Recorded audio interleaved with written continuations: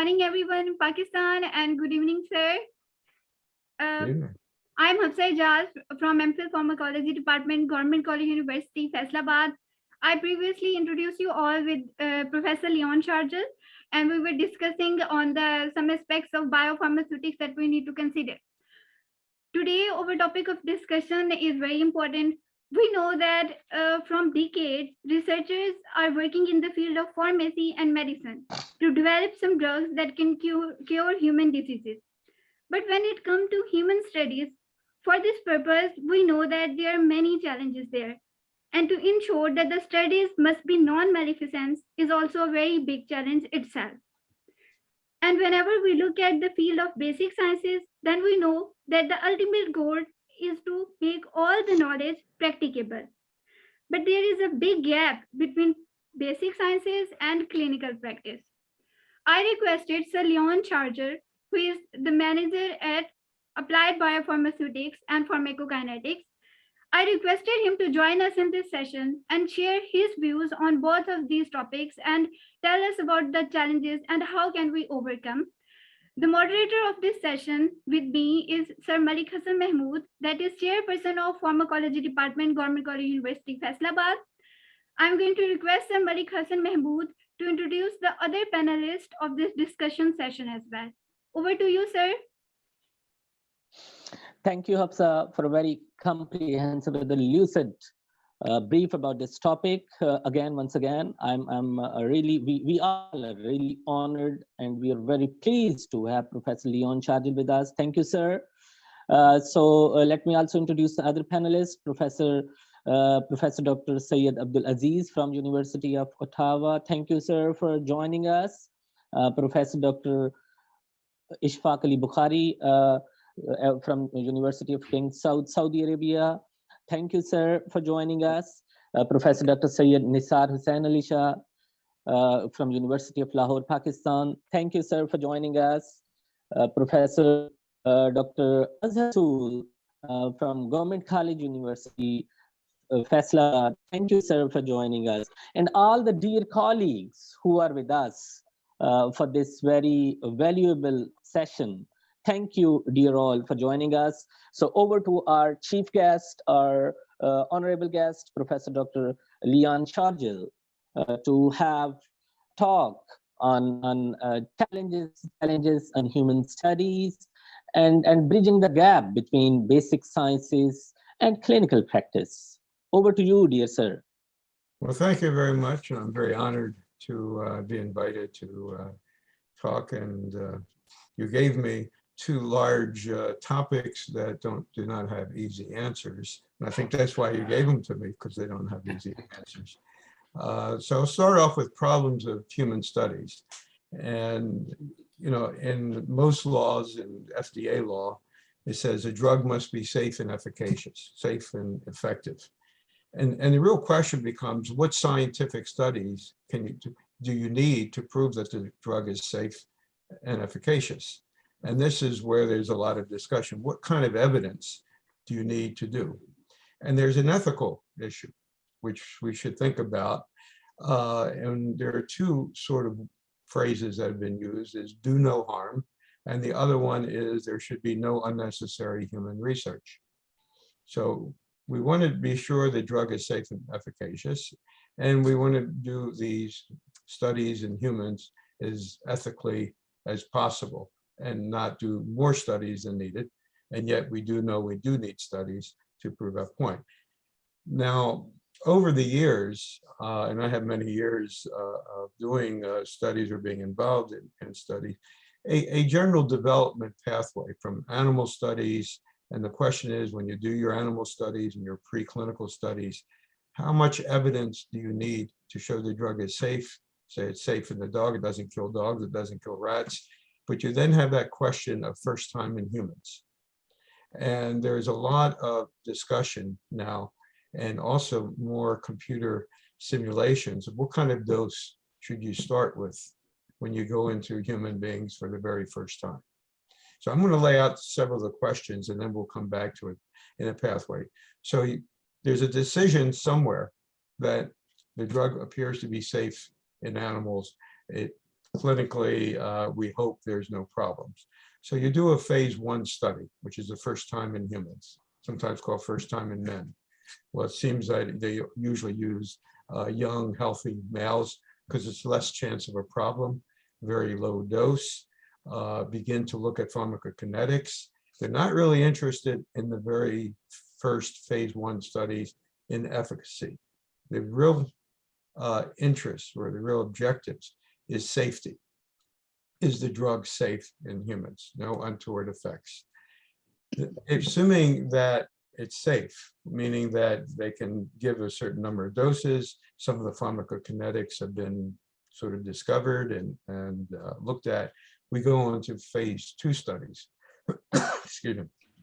The phase 2 studies is the beginning of efficacy study. In this case, say the drug is for hypertension, and you choose subjects that do not have other kinds of diseases like bad kidneys, liver, too very old or such, because at this point it's the first time in humans that have actually high blood pressure.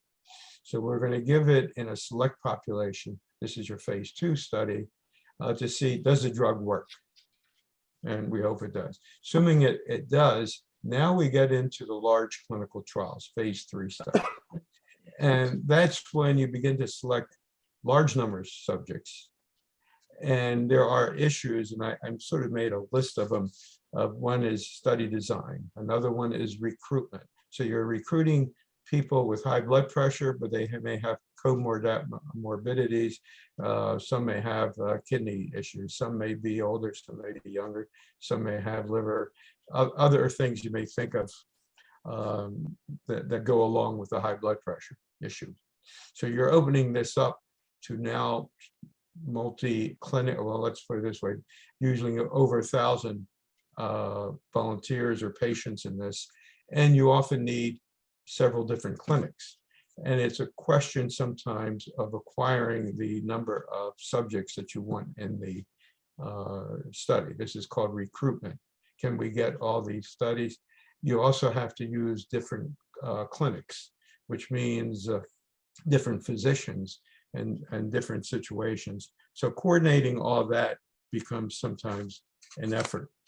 Now, one of the questions, and I just happened to see something recently, was about a study done in China. And this was Eli Lilly. I don't mean to pick on them particularly, but they submitted for a drug, which I don't recall just recently, where the studies were done in China. And the question by FDA was, how good were the studies in China, and also whether are there any differences in diet or nutrition or ethnic issues. For example, we do studies in India, we do studies in Canada, US, South America, Europe. Are there anything different if we do the study and I'll pick on Pakistan if you allow me. If we do the study in Pakistan, does that carry over to the United States? Does that carry over to that? So that's sort of a question as well. But what happens is we do that phase 3 study, and we hope that it's safe and effective, and it appears to be. Now, it may get approved, but only in select populations. And in a sense, like COVID, as an example, first approved in adults of a certain age. Then the next question is, what about children? What about old people? What about pregnant women? What about other issues? So FDA can sometimes approve a product that works for most people most of the time and require the drug companies to do what we call a post-approval studies, sometimes called phase 4 studies. So to do a study with people who have kidney disease or liver disease, heart disease, and such. Now, the last step in here, which is the post-marketing surveillance. Now, once the drug is approved and it seems to be used, and millions of doses are going to be given, the problem arises is that you don't know how people are taking the drug, whether they have drug interactions. they're taking other things, they're storing the drug maybe in a bathroom medicine cabinet and such. So there's sometimes some drug interactions and some adverse events that suddenly are discovered. So this is the steps in it. And the problems begin to mount as you give more and more people the drug and how they react. I'll let somebody chime in. That's sort of a summary of how we approach this in drug safety. Okay, sure. Okay. I was wondering your ideas in drug development in Pakistan, for example, or in India or other countries. Does it go along the same lines? And do you have recruitment issues on trying to get the appropriate patient population? Yeah, thank you, sir. So from here, you have very rightly indicated that these are few challenges that the study site selection and then the study participants recruitment. So this has been our biggest challenge here because, you know, particularly all pharmaceutical institutions, the pharmacy institutions are not working in very close collaboration with the medical institutions or the hospitals. There is only one provision that we are trying to make close relation with the hospital. That is, incorporation of the pharmacy practice module in our curriculum, and then we have a few steps that how we can provide students to have clinical rotations. Actually, in this, that how we should close this bridge between with the clinicians, it takes harder on our part that we need to first of all convince our clinical counterpart, and then the hospital ethics committee, as you rightly indicated, that all the ethical aspects, and if we look at the rules and principles of Helsinki for the clinical trials, that the prime part is the patient safety.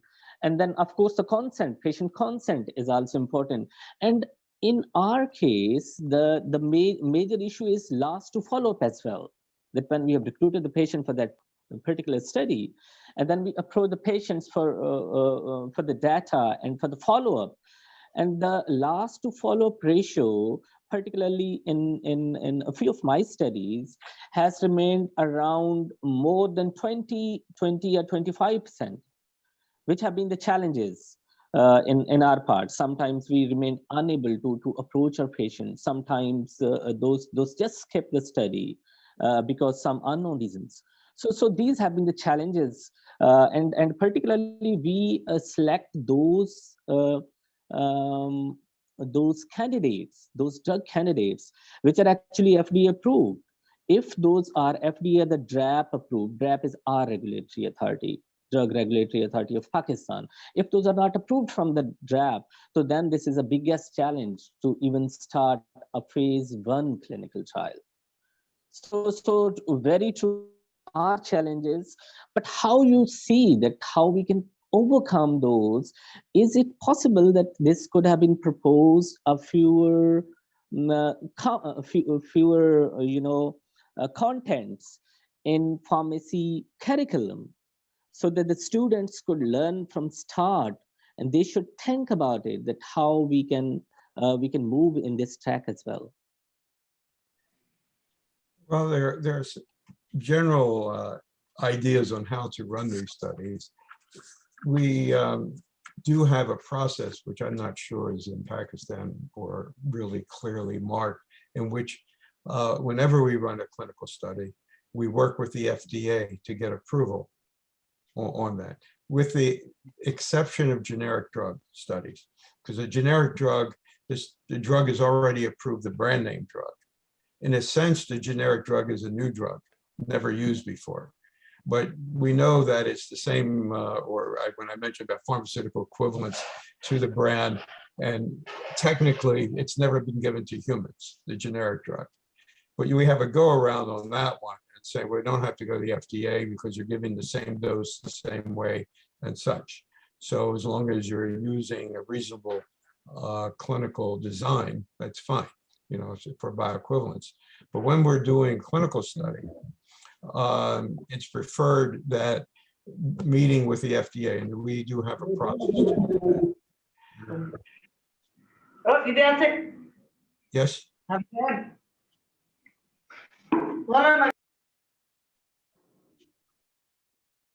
sorry, is there a comment? Well, the other, which I just lost my train of thought, is that the approval process helps to make a better design.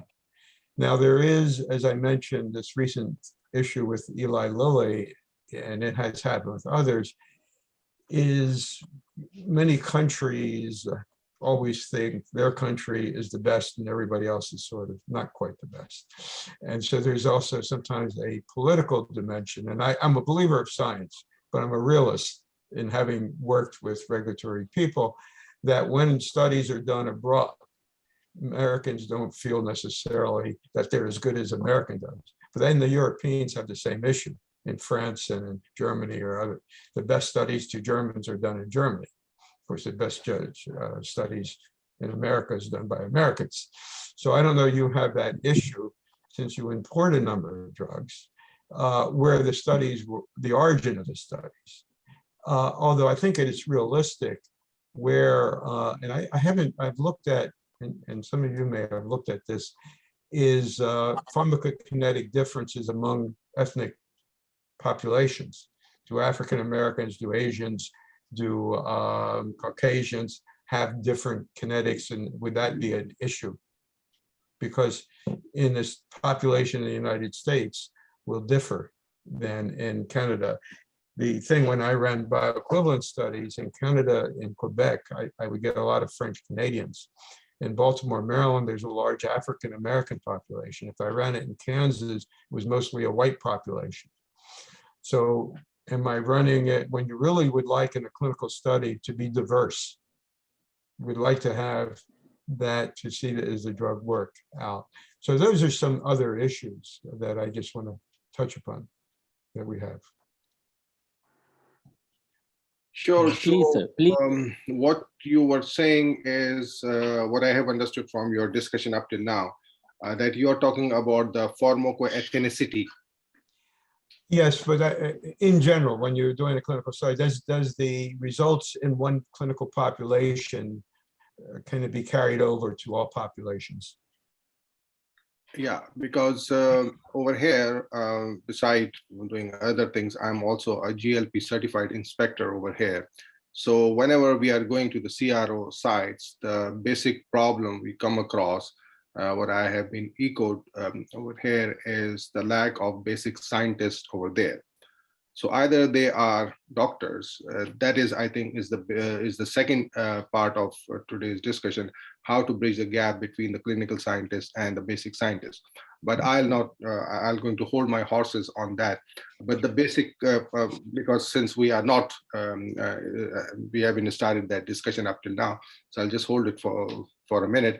But what I wanted to emphasize is in the clinical setting, we have seen less scientists, basic scientists or PhDs, and more like the clinical scientists. So there also is, in my opinion, is a little bit of a problem between the understanding. So first I would like to have your comments, and then if we go on to the second part of the topic, then I'm going to speak. Well, we generally design our studies. We have a medical director who's a clinician, and very often a PhD and statistician. It's a collective group who put together a protocol and a clinical study.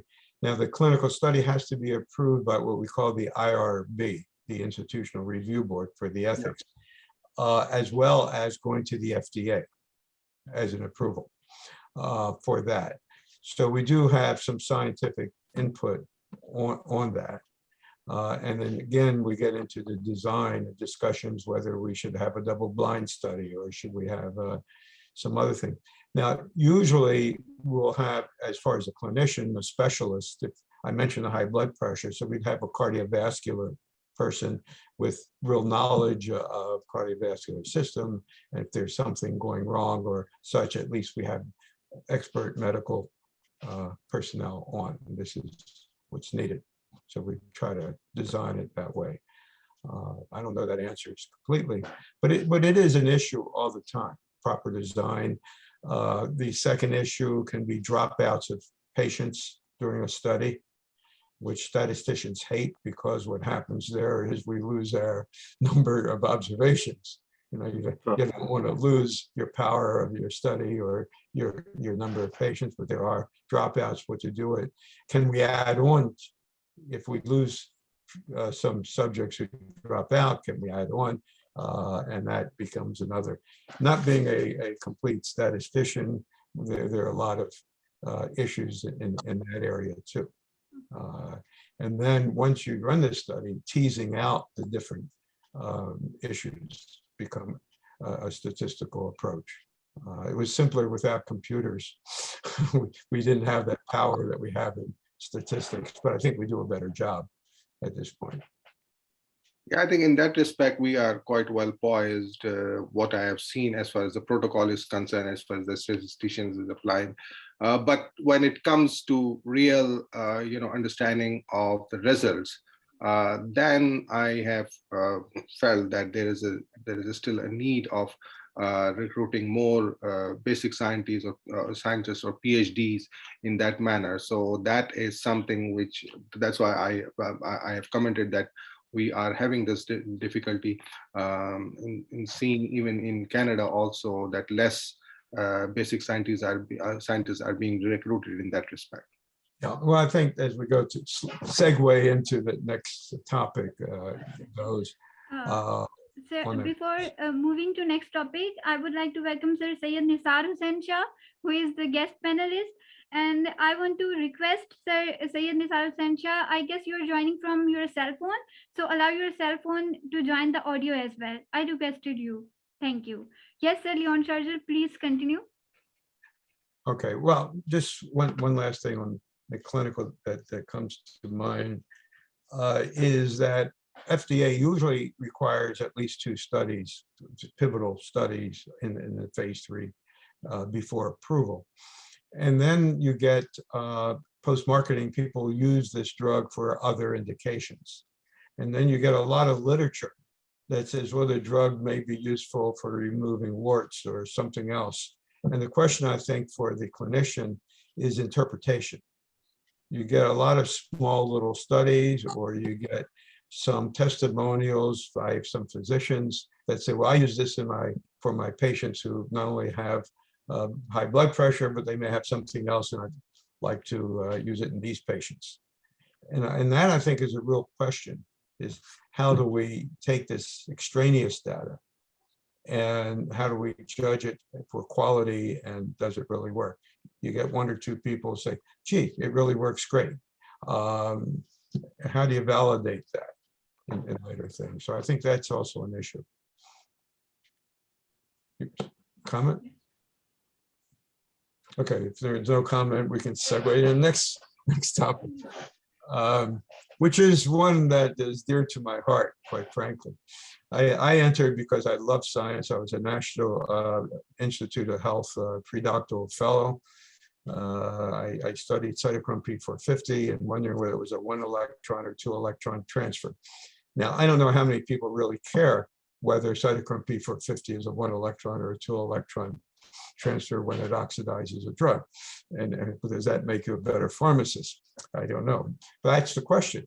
Is there something like that in basic science carry into practice? Now, my grandson entered college this past year. And I said, now you're going to get an education. But the first thing I told him is, tell me what is an education. Now, when we give physicians, students, medical students, pharmacy students, dental students, all these practitioners, the question is, when they get out, are they educated? And how do you define that? And I'm looking at it is, I never had pharmacokinetics in my life, and I never had biopharmaceutics. And here you're introducing me as a guy who knows a lot about it. Well, I had enzyme kinetics, I had radioactive kinetics, I had physical chemistry, I had a lot of other stuff. which segued into learning about pharmacokinetics. And I'm sure each of you have had, basic science and things that. So the first thing I think is a good foundation in the sciences. To me, that's it. However, notice I put always this however into this. The however is I started teaching in 1975, and there was a big to-do about the 4-year pharmacy program, which then went to 5 and then went to 6 to the PharmD program. And that pharmacists like me was all they got was chemistry and biology and biochemistry and physical chemistry and all that. The pharmacists need to be more rounded, better educated. And there was a Millis report, and they brought in some other things. They also brought in applied biopharmaceutics, which I had the pleasure to teach, and students had the pleasure to complain or saying that. Now, over the years, more clinical has been brought in. And I don't know your curriculum, and less basic science, which as a basic scientist, I've always tried to defend that. And the question again is, okay, whether you have a 5-year program or a 6-year program for PharmD, 5 years. does this person become educated? Can that person then understand basic science and incorporate it into their practice? And to me, that's the basic question, is what skills do we give to that? Or are they just filling prescriptions and not really understanding that they can count and pour, as we used to say, and they can do a good job in putting it in bottles, but do they really understand the fundamentals of the drugs that they're handling? And I'll leave you with that, because you have to deal with pharmacy education and pharmacology as well. I can give you other examples, but I will leave it at that point for a minute. Anybody have a comment to?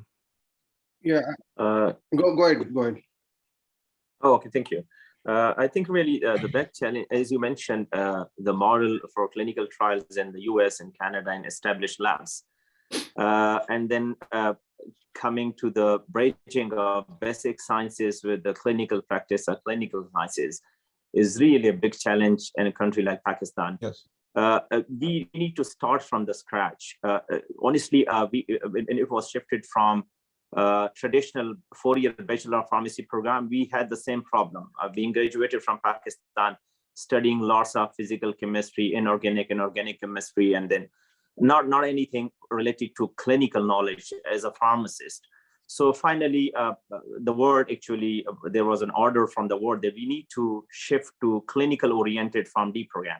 So all the specialties in physical sciences or other basic sciences would come later if they want to be a pharmacologist or chemist or biopharmaceutist or whatever their specialty is. So I think the basic thing that we need to start, I also look at your point of view. I also have worked in the US and seen some university in the Canada as well. So what I have seen there, they have very organized way of tackling things. Here in pharmacy, we are struggling still with what I interact with my teachers, with my students. We are struggling with bridging, even for the clinical rotations, like just from a PharmD program where they can be easily rotated in different institution hospitals. And this effort is at individual level. This is really a big challenge. We need to, first of all, make a very clear designing of the curriculum. What do we want from a pharmacist who are graduated as a PharmD, not as a 4-year BS pharmacy? So what exactly we want to achieve? We need to clarify, first of all, the objectives. And then we need to identify the institutions where exactly we would put, the students, they will get our training in the clinical knowledge. Because if you look here in King Saud University, I'm still working here, we have very well-established system. What we did, our dean was of the view that instead of learning pharmacology, pathology, anatomy, physiology in the classroom, and then after graduation, you're going to clinics and you're learning and apply the knowledge, you start from day one. Start from very first year in the foundation years, you should have some orientation with the clinical knowledge. So I think this is something that we can start with. The government should be involved, and government should have a clear policy that we need to have a proper organization of pharmacist training. And there should be people, as mentioned by Dr. Abdul Aziz, that we have people we have very high polarization, either clinician or basic scientist. We don't have people who are clinician at the same time as scientists. So clinicians are busy in practice, and in academia, people, they are busy in research and science and teaching. So there is a big gap, how we could, to my knowledge, I would say the curriculum designing, if we will go for the curriculum designing, what is your idea? I mean, how we can start from the scratch, to establish a system where we can integrate basic sciences with the clinical sciences? Well, this has been an ongoing problem. And I know when I was in Boston, that there's a small school, you probably heard of it, Harvard, medical school. And I remember discussing with some of them because they had the medical students. And, you have a finite number of years. So the student is going to come in naive, and hopefully in 4, 5, 6 years, whatever, and that's why I'm saying the basis, what is an education, and you design a curriculum to do. Now, there's also internally, I was the chairman of the department one time, and you have personalities of faculty. In terms of integrating is a good idea, and we talked about it in the medical school as well. So you may use a systems approach, to look at cardiovascular, drugs affecting it, physiology of the cardiovascular system, or central nervous system, or whatever system you do. And to truly integrate that means the faculty have to work together on that. Correct. Very, very closely. And that sometimes is difficult. And we used to use the term team teaching versus turn teaching. The turn teaching is you come in next week and teach, I come in the following week to teach. So that we take turns. The team teaching approach, which would be ideal, but uses up faculty time, is you and I sit in each other's lecture and we sort of bring in aspects, just as we're making a discussion now, which is good. And I, once in a while, used to try to bring in a guest lecturer. It was also the idea that when I taught about something, the students saw me every day and was that believable. But when I brought in somebody who was a vice president in the industry of research, suddenly they listened. Same as my kids, they don't listen to me, but if the neighbor says something, they listen. So bringing in a few people, sharing the expertise that pH actually is something useful, and it does apply in stability of drugs or something of that sort. So we have that idea of education and curriculum, and it's a difficult, and I don't have any answers. Notice I'm dancing around it, admittedly, because both of these approaches were tried. But the other thing that happened when we went into the 5-year and the PharmD programs, those that were working as a pharmacist felt a little left out, because they're older and they're away from the college, and yet you don't want to put them out to pasture. And that's where I think good continuing education programs, good programs are doing it. Now, our pharmacy organizations and board require that you get continuing education, 30 credits every 2 years of something to keep your license and practice. So you do have in the States, and I know in Canada, board of pharmacy, as well as a whole group of academic pharmacy practitioners. And that is helpful. You want to be sure that the pharmacists, even physicians, are up to date in their professions, with whatever is going on, and are learning about new drugs and new basic sciences as well. So it's a continuous, education doesn't stop when you get the degree. It's got to be continuous. And that's true what I said last time when I was giving a little presentation about careers. It doesn't stop. It has to continue. You already got left behind, or that's the issue. So that's my basis on that one.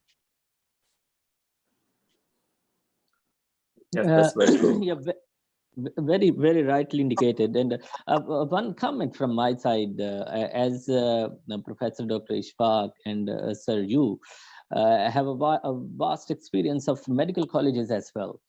I have been at Khan University and currently am at a pharmacy institute. At medical college, we put efforts that how we can enhance learning curve of the basic sciences with the clinical practice. For this, we start with initial years with simulators, and then in later years of student education with the patient dealing, and then of course the collaborative learning. But in case of pharmacy, particularly in our context, by even adding Form D program, we are still at a naive state that we design different case scenarios, and we request to our clinician that they should give the orientation about the ward, they should give the orientation about the patient history taking, and they should give the orientation about to learn about drug-drug interaction and proper positioning of the pharmacotherapeutic agents for particular diseases. Our students go, they visit the wards, they have the history of the patients, they question, they learn from the clinicians, and they come back in classrooms, and we had discussion with those that how you have learned from that case, what were the key points of that particular module disease in that case, and they share with us all those findings. But as Syed Aziz, Professor Dr. Syed Aziz has shared, the CROs, Clinical Research Associate, there at Dow University, at even Karachi, there have been some modules, special modules. Those were not the part of the regular curriculum. There have been the module designed by combination of the pharmacists, clinicians, industrialists, and the statisticians to offer CRO trainings. And I have also got the certification from there, and that has been a reason that I have started few clinical trials in our settings, and particularly keeping in consideration of the patient safety and keeping in consideration of the already available medicines which are approved by DRAP and FDA. We go the comparative studies for comparative pharmacodynamic effects. What we say that their pharmacodynamic superiority in particular aspects, in particular diseases. This is what we are doing so far. So to inculcate in curriculum, do you have any evidence in US or even Professor Saeed in Canada that is there any initiative of getting these clinical studies orientation in pharmacy curriculum so that we also be able to propose in Pakistan as well? I can provide you few comments on that. Like, first of all, I'm not much familiar with the pharmacology curriculum, but one thing which is quite clear in Canada, US, and Europe, that the pharmacist is the powers are phenomenal, because they are the one who can challenge the doctor that what kind of a drug you have written, because say, for example, if there is any drug interaction or things like that. But I don't know how many hospitals, I know a few hospitals in Pakistan that they have got a proper pharmacy or the proper pharmacist over there, but the rest of the hospital don't have. And since in Pakistan you can buy probably any drug over the counter, so that's a bit of a problem. But coming back to the another point, that how we can, or what we are in Canada in our university, in University of Ottawa, what we are doing to limit or reduce this gap between the clinician and the basic scientist are. One thing which we are doing is for 4 months, every medical student for 3 semesters, they have to do the research work. We take around 160, 166 students, depending on whatever the guidelines provided by the province, because the province is the one who is responsible for providing us a number of seats, and because they're going to take that many number of doctor and put it in the market. So, but this is something which is clear, that for 3 semesters, like for 1 year, for 12 months, they have to go and do the research, so that they can understand the process of research. And because the problem is that the clinician at the peak of career, they don't recognize the PhD as the scientist, and PhD don't recognize the clinician as the scientist. So there is always a tussle going on. So to reduce that tussle, even in the residency, for whether it's a 5-year residency program or the 4-year residency program, they have to do some kind of a research work during their busy residency time as well, and they have to present a poster or the paper during that time. That is something which is mandatory. So the purpose is to limit that gap and give them also the understanding that what is actually the research is, how the research is done, and what are the important aspects of the research you need to understand when you are reading the paper. Because reading a paper is also an art. To grab that amount of information, what you are looking for, because it's not just the reading you are doing of the paper, but you are extracting the important information, what is required for you. So this is something which we are doing, and this is something which is lacking, because recently one of the university professor from one of the university requested me to read some of the slides of a PhD candidate. She's working on some liver diseases. So she herself, being a PhD student, have no idea how the staining, the basic staining of histology slides are done, and what are the special stains which is required. So for that, once someone is going for a basic scientist, first thing, they should wet their own hand as well. They are not supposed to get it done from the technical staff and get the credit. So this is something which we don't practice over here in Canada. Whenever the student comes in my lab, whether they are coming for 1 summer or for 2 summers, it doesn't matter. They have to learn the technique from the technical staff, which is employed in my lab, which is full-time employment, but they have to learn their technique, and they have to perform the technique by themselves. Until unless they are familiar with the technique, they are not supposed to start a project. Whether it takes the full summer or what, it doesn't matter, because in their letter, I'm going to let them, their professor know, yes, he or she has learned these many techniques, but they haven't been able to do the project because of the lack of the time, because they were learning the technique. So this is something which we have employed in our system, and which has given us a lot of benefits in terms of understanding the basic scientist mind. Thank you so much. Thank you, Professor Syed Aziz. But just to summarize, and I think I would also request to our honorable all guests to have 1 or 2-liner message, as let me just summarize from Professor Saeed's message, that in Pakistan, sir, you have very rightly indicated that we have no established system in all hospitals, but particularly in few hospitals like Khan University and Shafa International, we have this audit, pharmacist audit on inpatient prescriptions and outpatient prescriptions, but entirely we don't have this system. Of course, these are the key points that need to be addressed on our part. And the excellent thing is that there should have been clinical rotations, other clinical module where students should have gone through the research processes. So similarly, I would request to Professor Leon Shargel and Professor Ishfaq Bukhari Sahab and my other honorable guests to give few recommendations, so that at the end of the session, I'll request my host that we should compile those recommendations, and then we should share amongst our honorable guests to have their feedback, and then we will take those as an lead forward, particularly in our case.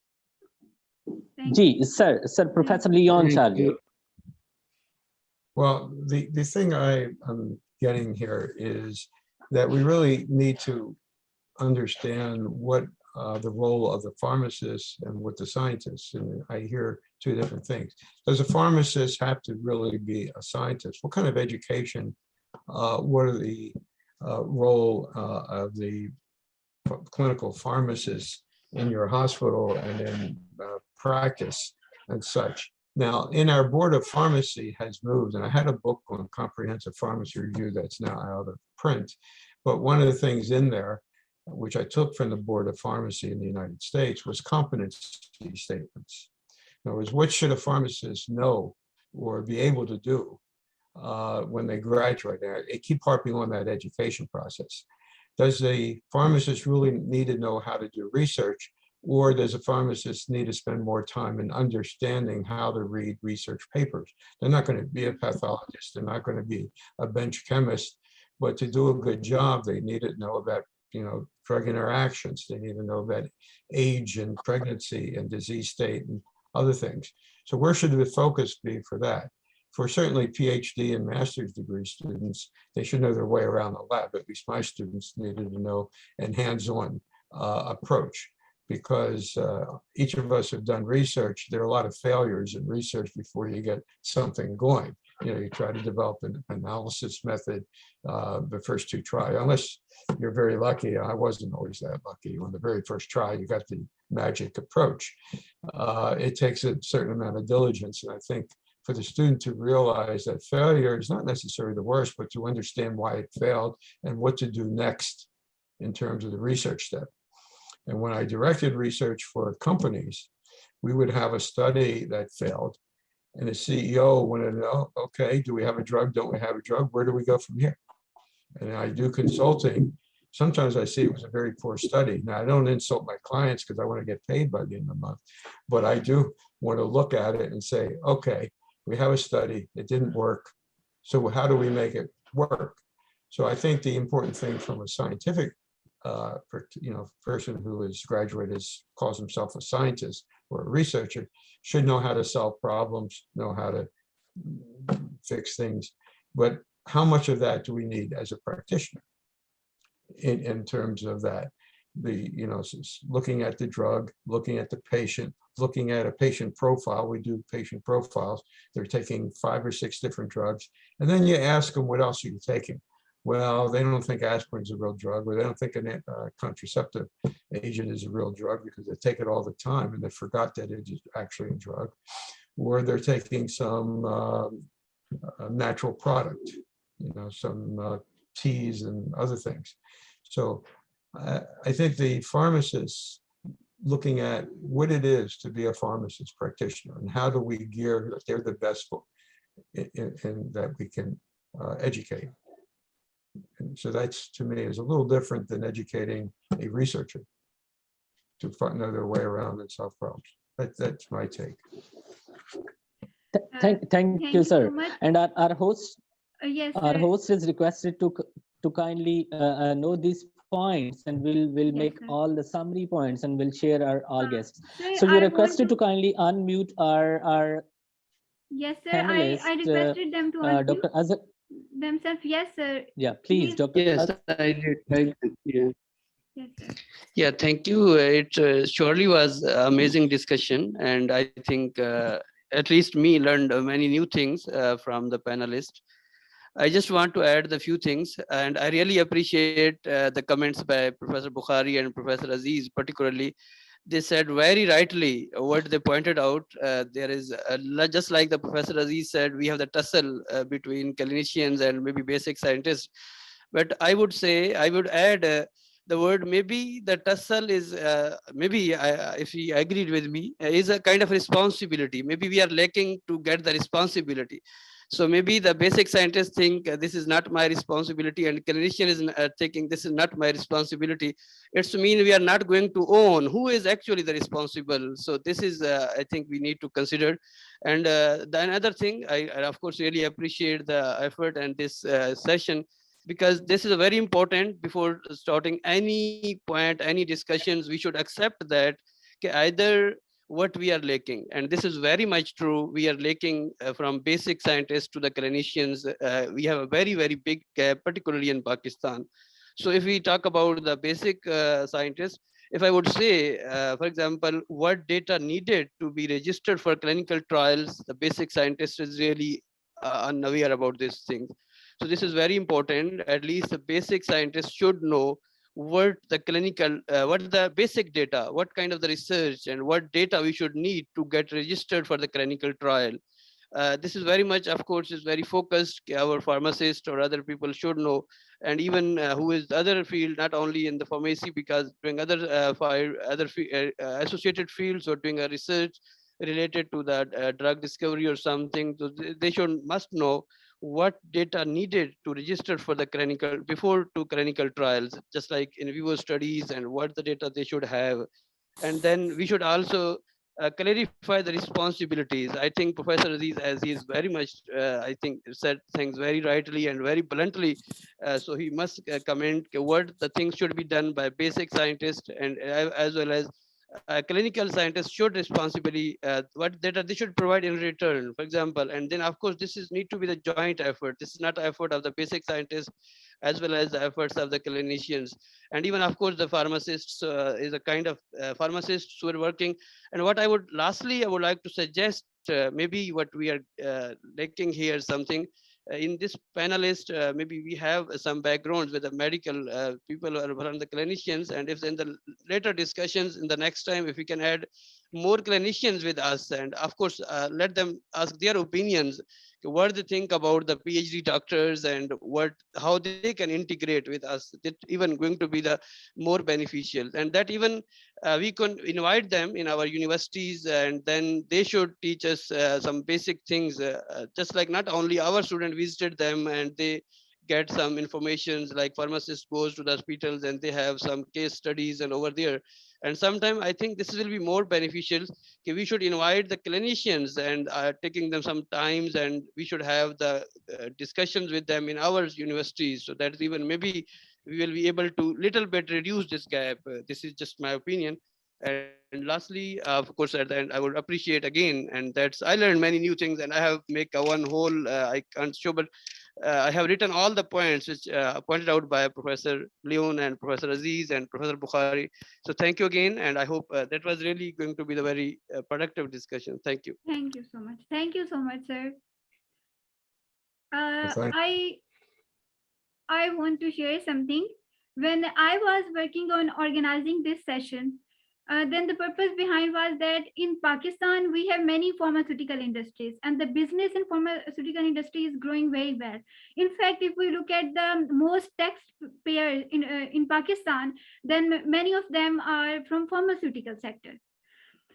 So when we talk about the practicing over research in the industry or developing a drug, then the problem is not just a financial issue that in the UK industries are more established to invest, in Pakistan is not. But the main thing is we, as I am a MPhil student in pharmacology, I have done my PharmD, and the other researchers, we are not capable enough to practice knowledge because we do not have a practice. But before moving towards the clinical practice, I guess the basic thing that we come to know is the pharmacovigilance and how the drug is interacting with our body and causing some adverse effects or these things. These are the basic things that we must learn. And I guess as the different sections are established, different departments are working in this field, so there must be a space for the researchers or for the students to visit that sections and involve in the pharmacovigilance reporting, or maybe they should be supervised while ever reporting, so they came to know how the basic things are working, and then they will be able to move towards the clinical trial and other practices as well. And this sector is not growing in Pakistan, or I haven't seen such things that the students are asked to involve in such practices, because reporting in the pharmacovigilance section do not involve a trial to be done, but it actually involves the basic understanding of knowledge and the drug and how it is interacting. So I wanted to start something like this before moving towards the clinical trial, and that's why I was approaching many to you, Sir Leon, because I want to understand the basics and how things work when we move toward our practical life. And I really wish that all these things could be possible in Pakistan as well. So I want all of you to please contribute in the future as well and lead us in this path, so we can actually be able to do something practically and make us confident enough to contribute in this field. Thank you. Would you like to say something, Sir Leon? Oh, well, I think the time is such that I want to thank everybody for this discussion. I'm not sure we solved everything, but at least it's always good to hear what other people are thinking, and it's important to have these discussions ongoing. and to evaluate the programs. One of the things I notice is that there's always a need to keep evaluating what you're doing and such. Don't rely on the fact, well, we always did it like this. There must, people are changing. We have whole new approaches to education. Doing this Zoom wasn't thought of in my day, and learning approaches. So we should integrate all these things and get the best ideas to move forward, I think. So I'll leave it at that. If allowed, So can I make a couple of comments if Yes, if sure. you allow? Sure, Okay. sure, No, sir. come, sir. Sure, sir. Thank you. Thank you so much. So first of all, what I think, I worked in Pakistan for about 20 years, and for the last 20 years, I'm working in Canada. So it's almost, I've got like 40 years of experience in 2 different countries. And even I worked a couple of years in Saudi Arabia as well. So the reason I'm mentioning this, because what we need to understand is the importance of everybody, because everyone is the integral part. For example, the pathologist, how qualified you are, but you cannot do anything without the role of the technician. You have to understand the importance of the technician. Even over here in my lab, I cannot do anything without the students. Let me be very clear, because the students are the one who is doing all the legwork for me. I'm the one who is presenting. Am I acknowledging them? Yes. I always show their pictures in my presentation, and I acknowledge them that they are the one who is working. I'm not the one who's working. I also acknowledge the technical staff, that they are the one who is working all the legwork. I'm the one. I'm now, after these many years, I've become a desktop scientist. I'm no more a benchtop scientist. I would like to go to the benchtop and do wet my hands, but I don't have that much of time. So the thing is that we need to understand the importance of each and everybody. The importance of pharmacists is integral. I mean, the doctors cannot do anything without the pharmacist. The pharmacists are the one who is giving the drug. The pharmacists are the one who is explaining the patient, giving the proper time. The doctors are not. Even in Canada, they are just handing over the prescription. Is the pharmacist who is doing all the legwork for them. They are the one who is challenging their prescription. So we need to understand the importance of each and everybody, even the housekeeping staff.